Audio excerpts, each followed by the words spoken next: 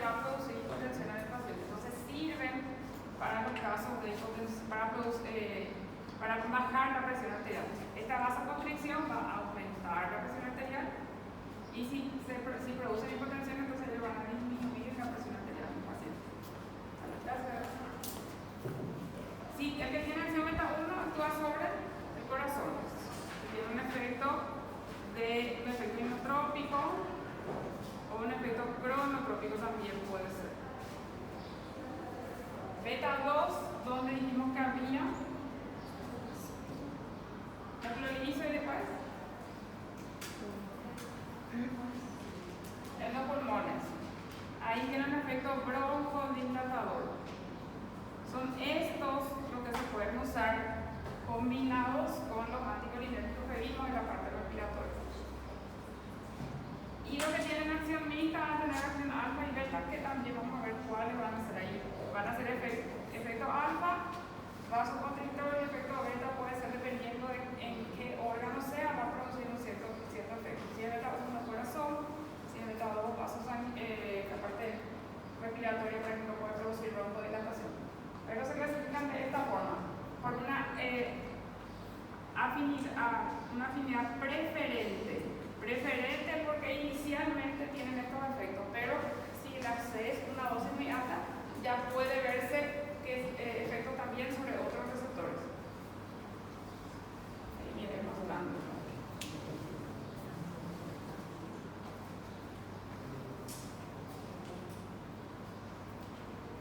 Estos son los medicamentos que ya tienen acción simpático-mimética, que decíamos preferentemente por algún tipo de receptores. Puede tener acción sobre un receptor alfa, beta 1, alfa 1 o alfa 2 o beta 2 también. Y había diferentes formas de que podían actuar también, aumentando por ejemplo la liberación del neurotransmisor, bloqueando la recaptación del neurotransmisor en el paciente. Entonces son medicamentos que tienen acción indirecta. Y ahí también hay que hablar de la cocaína, las anfetaminas, por ejemplo.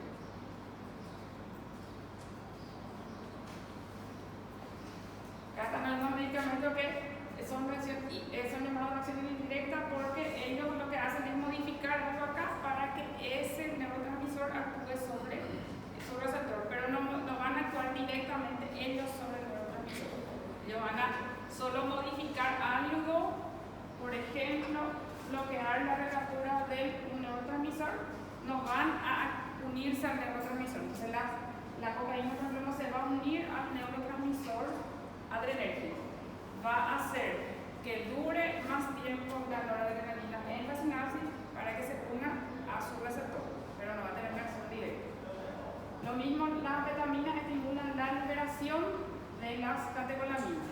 No es que la anfetamina se une al receptor adrenérgico en el paciente, sino que va a estimular la liberación de catecolaminas para que esas catecolaminas se vayan a unir acá las estas a unir al receptor adrenérgico. Se tiene eso porque se llama indirecto, porque no son ellos que van a ejecutar directamente la acción, sino que van a ejecutar a través de un neurotransmisor. Los simpáticos miméticos que tienen acción alfa 1 preferente, que van a tener la función de producir midriasis, producir vasoconstricción, por lo tanto aumentar la presión arterial, producir decongestión también, por lo tanto casos como los congestivos son esas. La tilefrina, que es un medicamento que se puede encontrar para administrar por vía parenteral, por vía oral, en comprimidos, en gotas, y tiene un efecto hipertensor. Entonces, como es vasoconstrictor, va a tener efecto hipertensor, puede tener también efecto decongestivo y midriático. Entonces, este medicamento se puede usar para aumentar la presión del paciente, para producir un efecto descongestivo y para la producción de midriasis.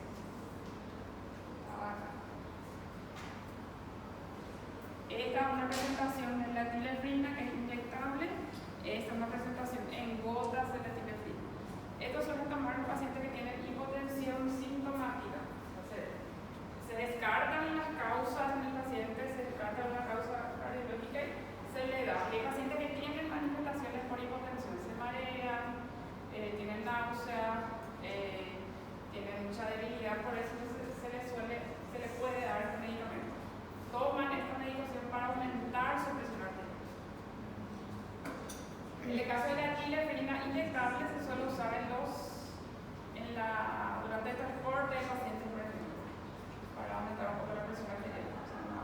Gracias. ¿Cómo? Vasoconstricción o vasodilatación? No, vasoconstricción. Vasoconstricción. La etileprina es como hipertensor por objetivo inmediático porque tiene efecto alfa 1. La nafasolina, la fenileprina, la nafasolina le suena a alguien, ustedes conocen ese nombre. Se usa bastante como de correctivo. Suele venir en los colidios, a veces solo o también combinado con otros medicamentos, y suele venir también como descongestivos nasales. Viene para aplicar directamente en las fosas nasales. La nafasolina se usa bastante para eso. Esta es una presentación de la nafasolina en forma de colidio que puede utilizarse para cuadros, en este caso congestivos, o sea, para una conjuntivitis, por ejemplo, alérgica, no infecciosa, se puede utilizar. Y el que está hacia acá es la fenilefrina, que es un agonista adrenérgico combinado con un antihistamínico. Esta combinación se suele utilizar en cuadros respiratorios, para rinitis o para el cuadro respiratorio de nivel superior también se puede utilizar. Estos medicamentos, la nafasolina y la fenilefrina, se usan principalmente como descongestivos. Ahí habla de administración tópica, que es en forma de gotas o en forma de spray, a veces para aplicar en las fosas nasales. Tópica quiere decir que se va a aplicar directamente sobre el lugar donde va a ejercer efecto, o en el ojo o en la fosa nasal. Estos pueden ser descongestivos que se aplican en la mucosa respiratoria y ocular, y también se pueden encontrar algunos para administración por vía oral. Estos medicamentos, la nafasolina, la fenilefrina, tienen efectos por vía oral como descongestivos. Ellos sirven para producir efectos descongestivos, pero pueden producir lo que se llama congestión de rebote. Así que cuando está con eso, mejora, pero deja la medicación y empieza a congestionarse. Si está con una rinitis y está usando este medicamento, deja de tener la rinorrea, pero cuando deja el medicamento, empieza a tener una rinorrea. Eso se llama congestión de rebote. O sea, vuelve a tener esas manifestaciones. Y las otras manifestaciones que son los efectos adversos, sensación de quemazón, como que algo le quema, que le está picando. Los estornudos suelen ser porque disminuyen la secreción en los pacientes, pero lo que ellos van a producir es por el efecto de vasoconstricción de la mucosa, disminuyen las secreciones y pueden producir algunos efectos de sequedad de mucosa a los pacientes. O sea, esos efectos se pueden ver.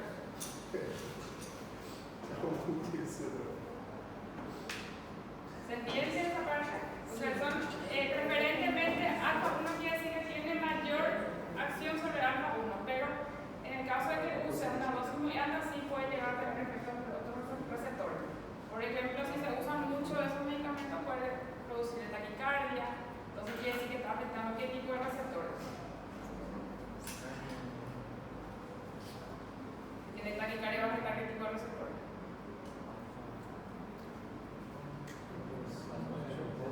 Beta 1 también. Entonces va a tener, quiere decir que va a tener contaminación sobre receptores que son del corazón, que son beta 1.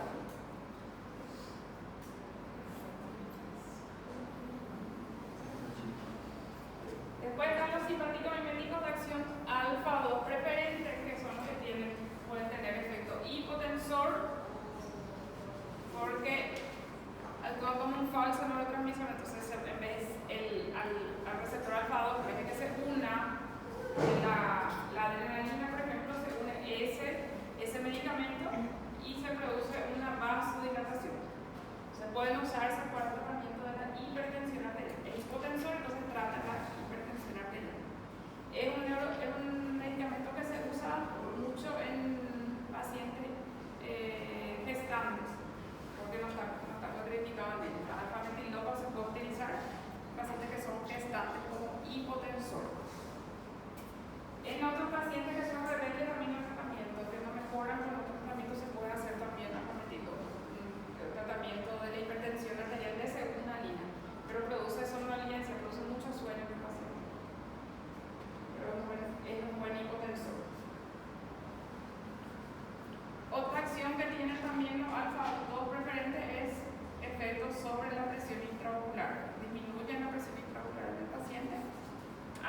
como cuál otro medicamento que ya vimos. ¿Qué grupo de medicamentos? Colinérgicos. Los colinérgicos. Entonces, para la presión intraocular se pueden usar los colinérgicos y los alfa-2 adrenérgicos. Hasta ahora estamos bien. Esos dos medicamentos pueden tener efecto sobre la salida sobre la presión intraocular. La alfa-metildopa, que es para el tratamiento de la hipertensión arterial, se administra por vía oral, un medicamento que da administración por vía oral. Este polillo que está acá también es un alfa-2 adrenérgico con otro medicamento que vamos a ver después, que es el beta bloqueante, asociado para el tratamiento de la presión intraocular.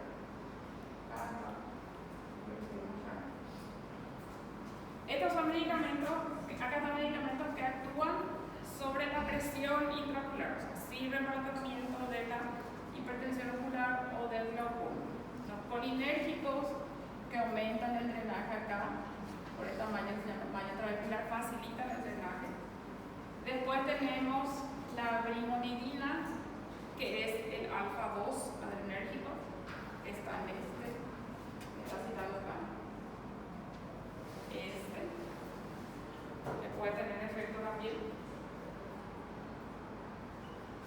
que aumenta el drenaje por esta zona. Después tenemos también los beta bloqueantes que disminuyen el humor acuoso. Estos entonces aumentan la salida del humor acuoso, uno en un sitio, en otro sitio. Los colinérgicos y los alfa-2 adrenérgicos lo que hacen es aumentar el drenaje del humor acuoso, hacen que salga, se elimine más fácilmente. En cambio, este beta bloqueante disminuye la producción del humor acuoso. Son mecanismos diferentes, se pueden usar asociados. Entre los medicamentos que tienen, que son de la parte colinérgica y adrenérgica, entonces tenemos tres grupos que se pueden usar. Uno todavía no vimos acá, pero tenemos el colinérgico, agonista colinérgico.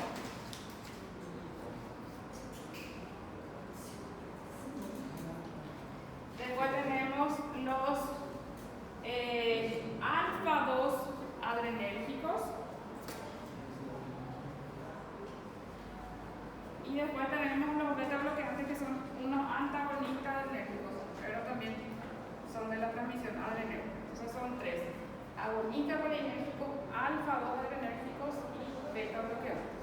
Entonces se pregunta qué opciones hay, qué grupos de medicamentos se pueden usar para tratamiento del glaucoma o de la hipertensión ocular.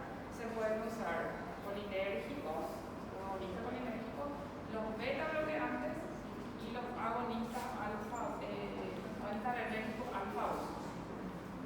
Como é a última parte que você falou? Como? Qual foi a última parte que você falou? Alfa-2 adrenérgicos. Obrigada.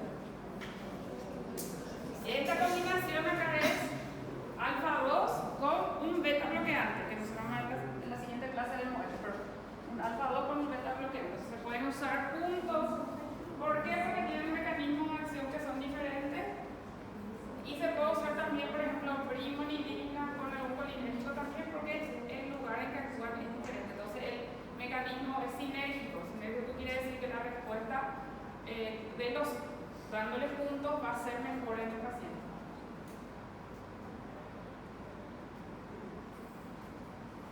Los que son entonces de acción alfa-2 van a utilizarse para producir hipotensión y también para el tratamiento del glaucoma. Acá están los efectos que van a tener, porque disminuyen A pressão. la presión intraocular.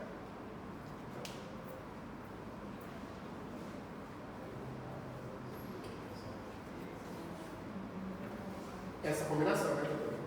Sí. Los simpáticos miméticos de acción beta-1 preferente. Si es beta-1 preferente sobre la parte cardíaca, ¿qué efecto tiene? Se ve sobre la parte cardíaca: aumento del trabajo en el corazón, aumento de frecuencia, aumento de fuerza de contracción, que se puede ver también. Y esto se ve, por ejemplo, con una droga que se llama dobutamina, que se usa mucho para las patologías cardiológicas. La dobutamina tiene una acción preferentemente beta-1, pero puede llegar a tener también acción beta-2. Entonces, si tiene beta-1, trabaja sobre el corazón, aumenta el trabajo del corazón, y si tiene efecto beta-2, se ve una acción vasodilatadora, como está mencionando. Se suele utilizar en pacientes con insuficiencia cardíaca, pacientes con falla de bomba, pacientes con shock cardiogénico. En esos casos se utiliza ese medicamento. Ahora solo estoy citando ahí. Después nosotros vamos a la parte de cardio, vamos a ver bien ese medicamento. Porque tiene acción beta-1 preferente, tiene una acción sobre el corazón.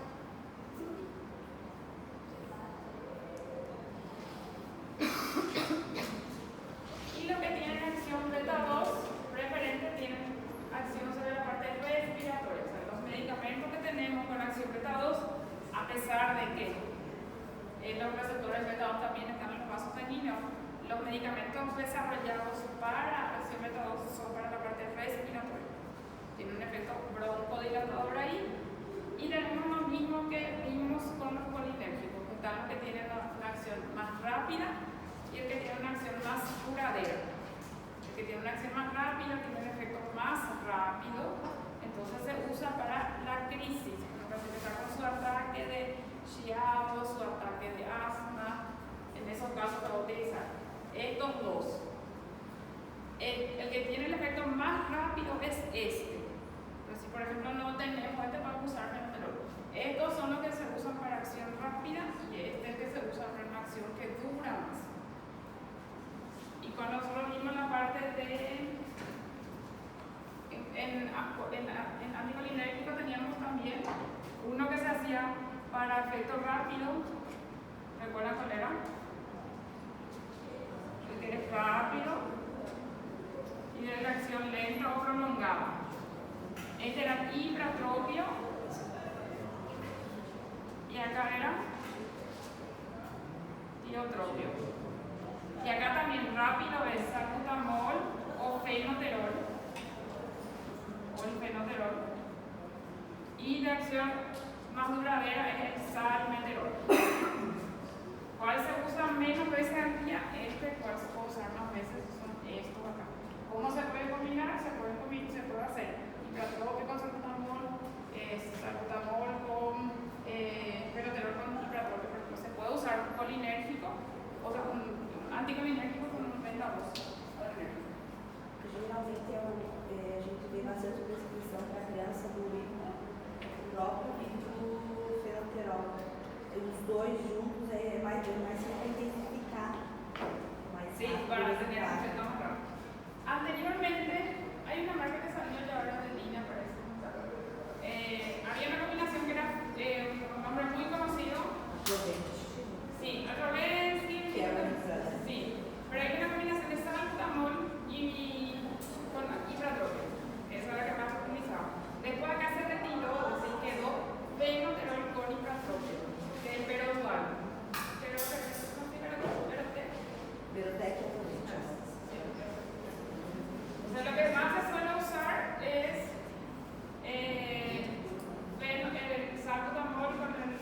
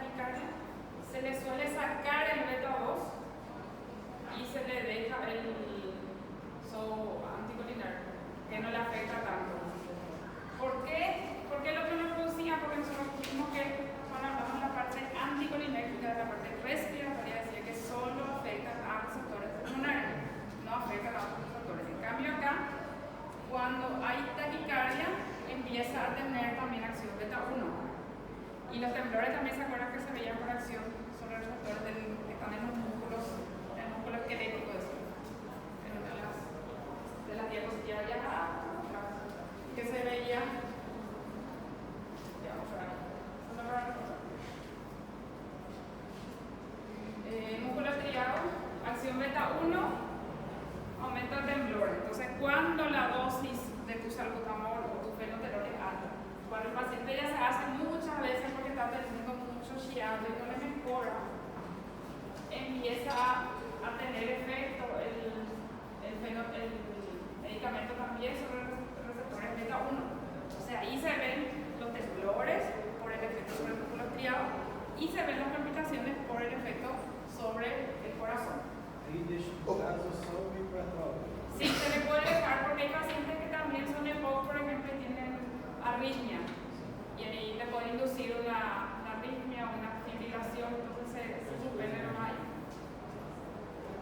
Esas son las indicaciones típicas del paciente que está con una sobredosis de salbutamol o fenoterol, temblores y palpitaciones.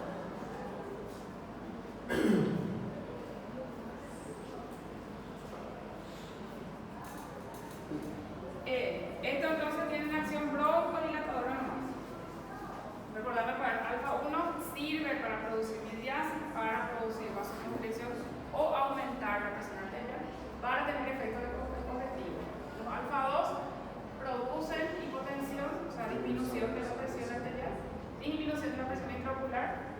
Los beta 1 son inotrópicos y los beta 2 son broncodilatadores. Hasta acá son los que tienen acción más selectiva sobre un tipo de receptor. Después están los que son de acción mixta ya, que son medicamentos que pueden tener efecto tanto alfa como efecto beta. Y son estos, la efedrina, la pseudoefedrina. ¿Les suena ese nombre o no? Acá se usa mucho en los antigripales, en los descongestivos. La efedrina anteriormente, pero ahora la efedrina no se permite tanto que se use por los efectos que tiene. Porque como tiene efecto alfa y beta, se reduce tanto estimulación cardíaca como estimulación sobre los receptores alfa también. Tiene buen efecto descongestivo, pero si tiene efecto alfa, puede producir hipertensión. Si tiene efecto sobre el corazón, también puede estimular el corazón y puede producir algunos cuadros de riesgo en el paciente. Si es cardiópata, por ejemplo, hipertensión, va a producir alguna taquicardia del paciente. Por eso no se suele, se limita su uso y se prefiere que tiene un efecto similar, por eso se le llama pseudoefedrina, pero con menos efectos adversos. La pseudoefedrina también tiene efectos sobre el sistema nervioso central. Tiene efecto sobre el sistema nervioso central porque atraviesa la barrera hematoencefálica y puede tener manifestaciones centrales, por eso se prefiere el uso de la pseudoefedrina. Y la pseudoefedrina tiene un efecto mucho más dirigido, un efecto mucho más específico. Ahí está diciendo vasoconstrictor de la mucosa faríngea nomás, la mucosa orofaríngea. Entonces no tiene el efecto de taquicardia, ni el efecto sobre el sistema nervioso central, ni el efecto de hipertensión. Se limita la acción a donde se quiere ver el efecto, que es el efecto descongestivo. Tiene menos efectos adversos para el paciente. Ese se suele encontrar mucho en las fórmulas que son antigripales. Acá viene mucho con la pseudoefedrina con la clorfeniramina con antihistamínica. Se suele usar mucho como descongestivo. Acá se debe venir pseudoefedrina, clorfeniramina y paracetamol para cuadros gripales, respiratorios. Esos son reacción mixta, entonces la efedrina y pseudoefedrina. Actualmente la pseudoefedrina se usa para cuadros descongestivos, pero puede tener acción alfa y beta. Y otros medicamentos de acción mixta son las anfetaminas, que les decía que lo que hacía era aumentar la acción, acá se veía el inicio, aumentar la acción de estos neurotransmisores.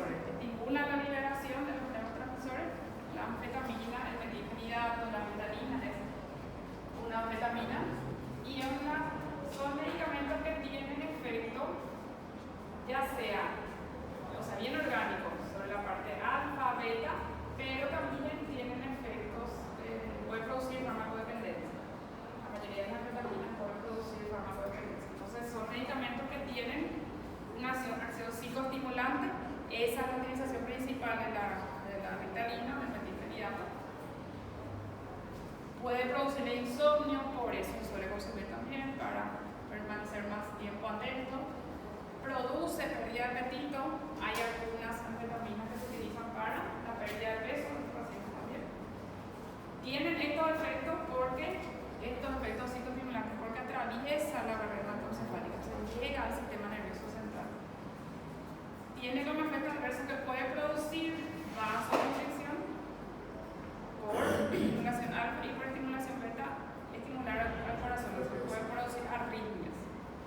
Es de riesgo también para los pacientes cardiópatas, hipertenso, si un paciente cardiópata, si un paciente con una arritmia, aumenta el riesgo de que se complique ese paciente y también produce farmacodependencia. ¿Para qué actualmente están indicadas las anfetaminas? Algunas se indican para el uso para el tratamiento de la obesidad. El principal mecanismo de acción es la pérdida de apetito, pero que eso lo ocurre después, cuando el paciente deja el efecto de rebote también, porque pierde el apetito mientras está consumiendo la medicación. Deja de consumir, recupera el apetito y suele recuperar el peso paciente. Esa es una utilización que tiene. Se suele utilizar, emplear mal como psicoestimulante en pacientes que no tienen ninguna indicación patológica. O sea, eso de utilizar para mejorar el rendimiento no es lo indicado. Sí están indicados en casos de pacientes con trastorno de déficit de atención y hiperactividad. O sea, si una patología no se indica el TDAH, eso sí se indica completamente. Para TDAH sí, eso está indicado. En niños, desde niños está indicado que se use esa medicación.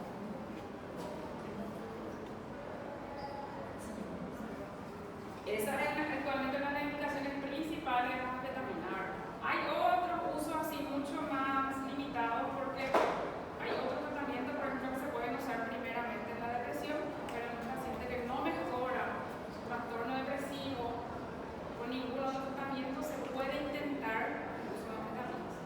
Pero no quiere decir que va a mejorar, pero se puede intentar. No es la primera opción. Los ansiolíticos, los antidepresivos son los que se usan más, pero se puede probar. Estos algunos anticolinérgicos de antilefrina era alfa 1, la nafazolina era alfa 2, el salbutamol es beta 2, o sea, este es para aumentar la presión arterial, este es para producir efecto descongestivo, que estamos mostrando acá cómo se usa. Esto es para tener efecto bronco y Professora, esse metocônio aumenta muito a parte da vasodilatação e também vai ocasionar um aumento da frequência cardíaca, é isso? no, el efecto que se ve, este no tiene efecto vasodilatador, este tiene efecto sobre... Vasoconstrução. No tiene efecto, tiene efecto solo en la parte respiratoria, solo broncodilatación. El efecto que tiene sobre el corazón es cuando você faz muito bombinha y le afecta a los receptores beta 1. Ah, o beta 1. Sí, cuando llega a afectar ahí. Si la dosis es alta, va a tener efecto beta 1 también. Fenilefrina também é alfa. Fenilefrina alfa 1, alfa 2, beta 1.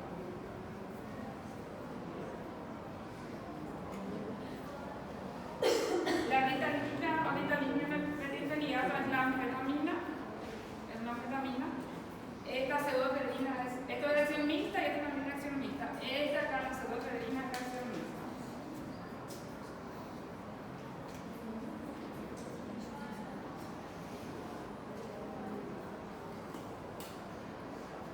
Ahí resumir lo que estábamos viendo. Primero, vimos nosotros las catecolaminas que son las naturales, dopamina, noradrenalina y dopamina, adrenalina y noradrenalina. El que es sintético, isoprenalina. Pues vimos los alfa 1, que son los descongestivos, que se utilizan para mediarse o para producir aumento de la presión arterial. Acá falta la columna de alfa 2, que son los hipotensores y para disminuir la presión intraocular. La dotamina, que tiene acción inotrópica. Los beta 2, que tienen acción broncodilatadora, que están acá. Y los de acción mixta, que sirven para cuadros respiratorios. Y el otro grupo de medicamentos que están acá son las anfetaminas. Entre todo eso lo que producen farmacodependencia son las anfetaminas.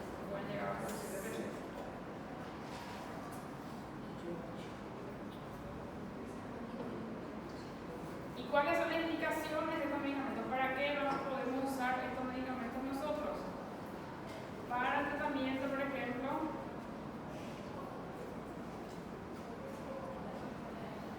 para el tratamiento de shock de cualquier etiología. ¿Qué tipo de shock te recuerdan que había? Choque séptico, Séptico, hipovolémico, anafiláctico, cardiogénico. Para cualquiera de esos tipos de shock se pueden utilizar algunos de los medicamentos. Le dijimos que tenía mayor efecto vasopresor, era la noradrenalina, entonces suele ser esa que se utiliza en esos casos. Si es cardiogénico, si es séptico, si es hipovolémico, si es anafiláctico, se pueden usar estos medicamentos. En el caso del shock siempre se va a tener que usar por vía endovenosa. Entonces lo que tiene un efecto vasopresor, o epinefrina o noradrenalina, por ejemplo, que se van a utilizar en esos casos. En el caso de bradicardia, ¿qué tipo? Un medicamento que tenga que acción se tiene que utilizar en la bradicardia. Que tenga acción beta 1. Se pueden usar, si la bradicardia no es muy severa, a veces se puede usar, por ejemplo, dosis alta de salbutamol, o se puede usar adrenalina o noradrenalina también. En el caso de la hipotensión, tiene que ser el mismo que se usa acá. Si está hipotenso, lo mismo que se usa en el shock. Adrenalina, noradrenalina, epinefrina, lo que se puede utilizar. En el paro cardiorrespiratorio se utiliza la droga que más se suele utilizar es la adrenalina. El paciente que está con paro cardiorrespiratorio. En el shock anafiláctico, el medicamento que más se usa también, ¿cuál es ahí? Adrenalina también. Se puede usar adrenalinas, en algunos casos broncoespasmo se puede usar beta 2, pero en la anafilaxia lo que más suele funcionar es la adrenalina. En broncoespasmo pueden ser los broncodilatadores. También mencionaba que la isoprenalina se puede usar para casos de broncoespasmo. Y también se puede usar en algunos casos de broncoespasmo la adrenalina. Pacientes que tienen cuadros muy severos de broncoespasmo y a veces en niños se suele usar adrenalina nebulizada en los pacientes. Como vasoconstrictor local, hasta ahí se van entendiendo los usos, ¿verdad? ¿Se entienden ahí por qué usamos? ¿Por qué vamos a usar? Como vasoconstrictor local puede ser de dos formas.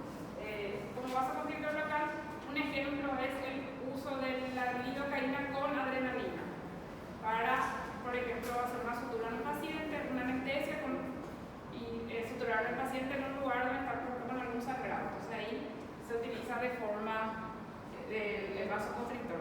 En ese caso, una de las utilizaciones es el uso de un anestésico con un vasoconstrictor, que suele ser lidocaína con adrenalina en lugares donde hay sangrado.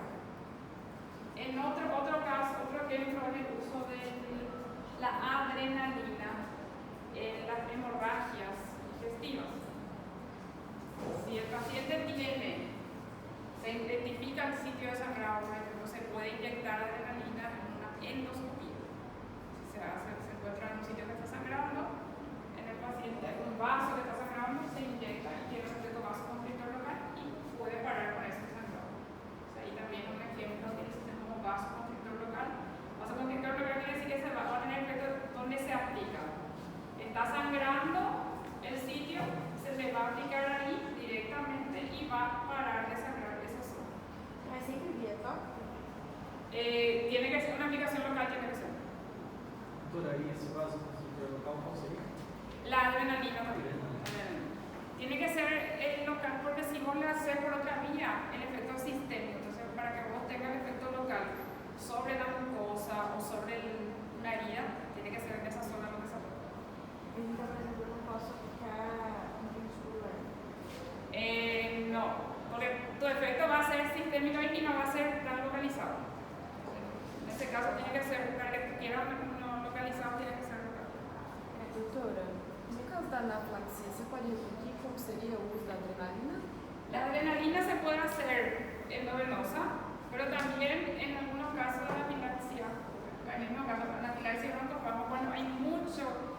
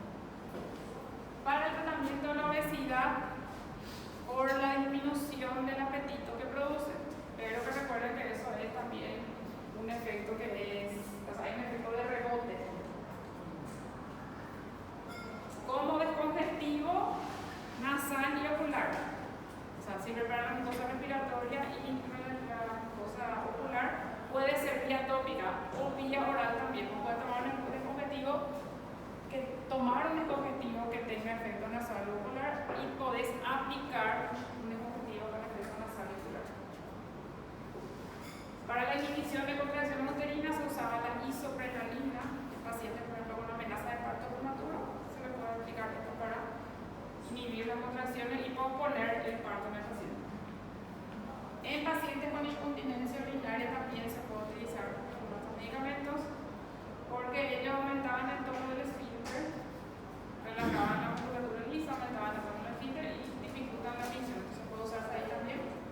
En el priapismo se suele pensar por qué se indica un vasoconstrictor. El problema que hay en el priapismo es por la vasodilatación. Lo que no consigue otra vez, lo que no se consigue más es que se drene toda la sangre que está ahí. Entonces, para que se pueda drenar en algunos tipos de priapismo, se tiene que hacer un vasoconstrictor, porque en el priapismo está el retorno venoso en que está alterado. Y para que se pueda drenar esa sangre se necesita un vasoconstrictor, no un vasodilatador, un vasoconstrictor. ¿Cómo? ¿Se nos paleta? Sí, y si la después puede sufrir una isquemia también, ¿verdad? Puede necrosar eso, entonces por eso se tiene que inducir aplicar un vasoconstrictor. En esos casos la aplicación suele ser local, también el local tiene que ser la aplicación. En otro uso en el trastorno de déficit de atención e hiperactividad, esto es anfetaminas y una patología que se llama narcolepsia. En la narcolepsia el paciente está todo el tiempo con sueño. Bueno, no es así como a veces tenemos, ¿verdad? Todo el tiempo. Y el paciente queda dormido en cualquier lugar. Porque a otros les puede pasar, pero por cansancio. A esos pacientes no. Ellos, por más de que duerman toda la noche, se despiertan y se sienten agotados. Duermen en cualquier lugar. Y a esos pacientes se les puede dar la anfetamina también por el efecto psicoestimulante que tiene. Entonces también se puede utilizar para tratar la narcolepsia. Entonces, en estos dos casos se usan anfetaminas.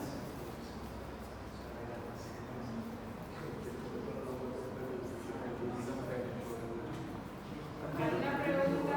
Desculpa, eu não peguei a questão da continência urinária. Y la continencia urinaria para también ellos van a aumentar el tono del esfínter, entonces disminuye la micción involuntaria. Mas, por exemplo, porque o receptor beta 2 não acha? Sí, pero en ese caso hay los receptores alfa son los que están en el caso de la continencia urinaria son los receptores alfa, actúan los receptores alfa. E tudo isso. La relajación, sí, la relajación del músculo es por beta 2, relajación del músculo de la vejiga, acción beta 2, pero los receptores que están en el esfínter son alfa. Então, no esfínter não tem beta 2, só tem alfa. Alfa.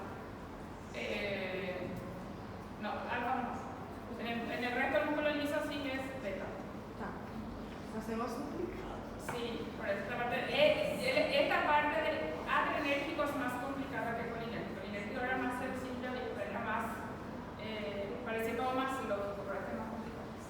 Uma pergunta, por exemplo, pode acontecer que alguém tenha, Por exemplo, ele tem vamos supor, tem alguma preferência pelo alfa, mas pela sobredose ele vai pro beta. Só que ele continua ainda agindo no alfa. Puede unirse a los dos, pero ¿cuál efecto va a prevalecer? Um curto-circuito na cabeça. Es que Ele só vai ativar o outro se for. en ese caso que